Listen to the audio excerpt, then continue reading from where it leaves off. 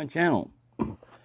Well, this package here was sent to me by Toby and family, so thank you for that. It's made by or sponsored whatever by Off-Grid Knives, and I didn't know anything about Off-Grid Knives, so I went and looked them up on the website, and they sound like they're a family-owned company and all this other stuff. So, you know, we'll take a look at one thing I wanted to caution you about on packaging like this is, you know, this plastic stuff. I tend to use a knife to cut into this, and if you look right here, this is actually a straw, so you want to watch out. Sometimes, you know, they just put this plastic stuff in here to reinforce everything, and you're like, I'm gonna cut this out. So anyways, I'm gonna cut all these products out of here and place them on the table, so you won't have to wade through me cutting fingers off and stuff. I know it's entertaining, but you know, switch to widescreen. All right, I got everything out, but let's read what it says up here that you get. You get a water filter straw. It filters 365 gallons. It has a 5-year shelf life. It's BPA free. It's one of those chemicals that they threw in everything that we consumed years back, and now they're saying, hey, that stuff's bad, and shouldn't be in there. 4-stage filter. 99.999% of impurities removed. Now, there's a difference between a filter and there's a difference between, anyways, it'll get to explaining it back here. It's basically just activated charcoal. You get a fire starter with 12,000 plus strikes. It has a striker, a bottle opener, and some paracord. We get a fixed blade knife that's full tang, G10 scales, finger choil, 5 CR15 MOV, black oxide coating. We get a nylon sheath with belt loop and a button lock. And then on the back here, it describes a little bit more. Belt loop, button lock, weight 7 ounces, blade length 5 inches, cutting edge 3.8 inches, handle length 4 inches, full length 9.25 inches. It's good for camping, hiking, fishing, food prep. Full tang construction, wide radius blade. Oh, at first I go, wide rufus. I'm looking through this camera here, Lynn's trying to read this. Finger choil, tough G10 scales, lanyard opening. Then there's a steel, it's corrosion resistant, black oxide. So you probably didn't need black oxide coating on there because it's stainless steel. I mean, stainless doesn't mean it's completely, you know, you can't stain it. It's got some jimping, thumb grip. Safe, clean, purified H2O, BPA free, meets U.S. EPA standards for drinking water standards. 4-stage medical grade cotton. So they got some cotton balls. You can make your own filter. Coconut shell activated carbon. I've got some of that stuff.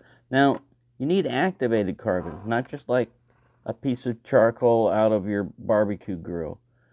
Removes sediment, volatile organic compounds, VOCs, and heavy metals. Hey man, that metal's heavy. Stage 2, some more cotton filters. Stage 1, hollow fiber UF membrane, removes 99.99% impurities. There's your main filtering thing. The charcoal is more for, you know, like what it said, moving out compounds, and also for taste and stuff like that.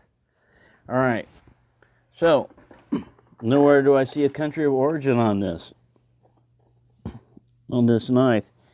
First off, I can tell you this knife, let me switch back to where I got the light and we can zoom up. This is widescreen. All right, first off, this knife is nice. I mean, it feels nice in the handle. Your hand wants to come up here like this. It got plenty of room in my hand, so. Nice lanyard hole. It feels flat and smooth, but, you know, sculptured right where you need it, like right through here, so you can choke up. Nice jimping. Wow, man, seems to be like a pretty nice edge here. Grab some paper and do some slicing. Get an idea.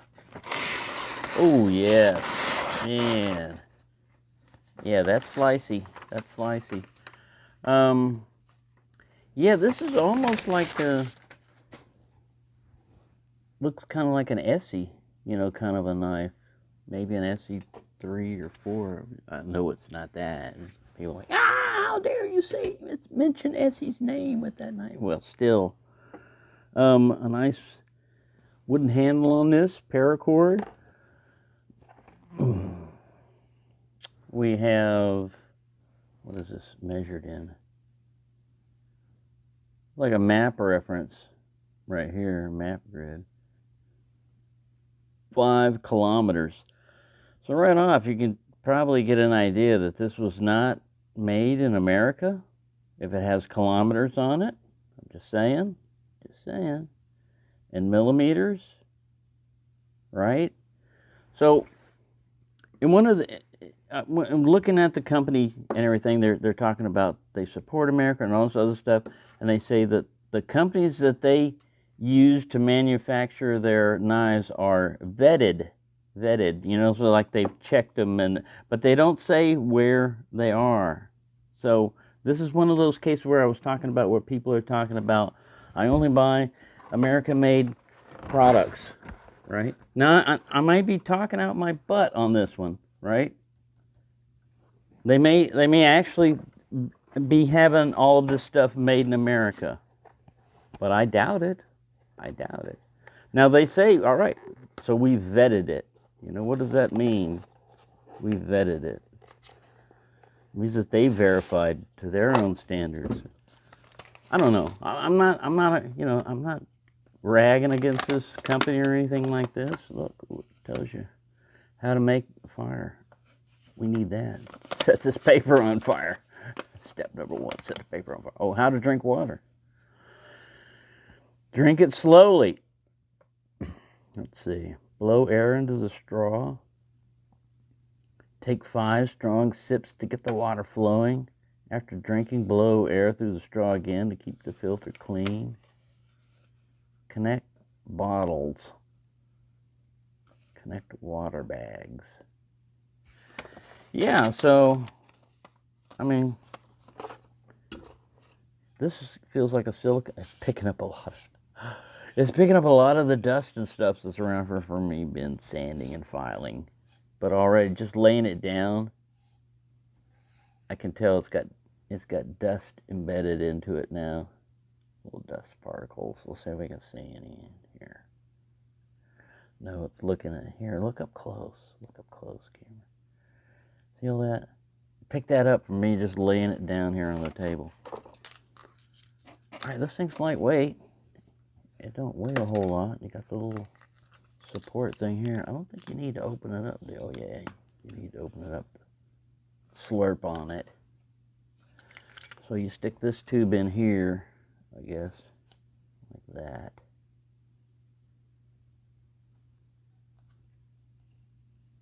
Kind of a tight fit there. See if I'm doing it correctly. Am I doing it correctly? Are you doing it correctly? They actually don't have you sticking that straw on anything. Using extension tube, insert water filter straw onto the water bottle. Okay, yeah, I did it right. Use the extension tube to sip water from the water bottle. Alternatively, screw the water filter straw into the water bottle. Squeeze the water through the straw. I might leave these instructions in here. I'm getting confused already.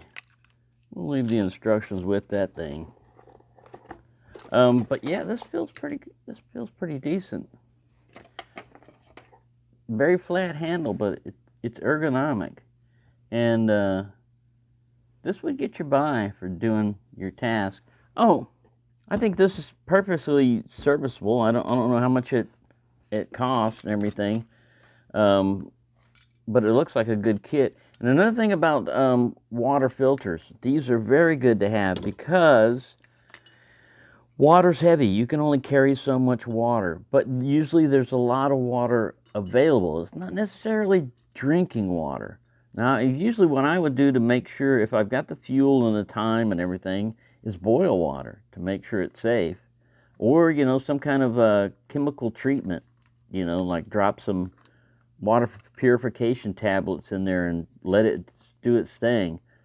But the advantage to one of these is if you're really thirsty and you haven't got the time, you know, to go through all or the fuel or whatever, you've got a way of making water safe to drink, because unless you got a microscope and everything, you don't know what's in that water. In most streams, you know, there's a lot of times there's stuff that's been thrown, like batteries and stuff down there in cars and all that other stuff, and it may not get you right away, but you're not drinking safe water, you know. The only way to make sure it's safe really is to, you know, filter it. If you're out and about and everything, you could turn, you know, a mud puddle into drinking water. Now, if you don't have all this stuff, you can improvise with, like, if you've got coffee filters are a good pre-filter for a lot of these things. And like this, they just use like medical grade cotton balls and activated, you know, carbon. So, charcoal filters. I did my rant for the day. I probably said too much. But anyway, there we go. Here's what we've got. We've got some pretty good little tools here. This guy here is not, it's more for like making tinder and stuff. This is what you usually scratch with. You can use it on this here, but it's really for scraping, you know, making fluff and tinder. Although with a ferro rod, yeah, you still need tinder and everything, but oh, get away from there. Look at that. Oh, he's got a little carabiner on here. Pretty good spring too. So yeah, you could loop that to your pack. All right, there you go. Sorry. Thanks for watching, and have a nice day. Got to show the sheaths, but see, they reinforce this with rivets where they need to be, right down there. And this is fairly strong. It's like backed, you know, Cordura. You've got a very basic, simple, you know, stitched on webbing here. Looks like it's fairly well stitched. The snap was a little bit hard to do, but, you know, to snap it in place. But, try to get this thing snapped. See, it's not snapping.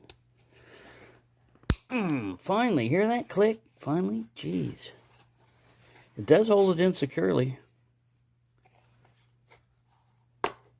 Unsnaps fairly well, but man, you're going to be cussing. You're going to be cussing. Maybe it just takes a little break in. See how easy that was? I might not have the knife all the way in. I don't know why I did that.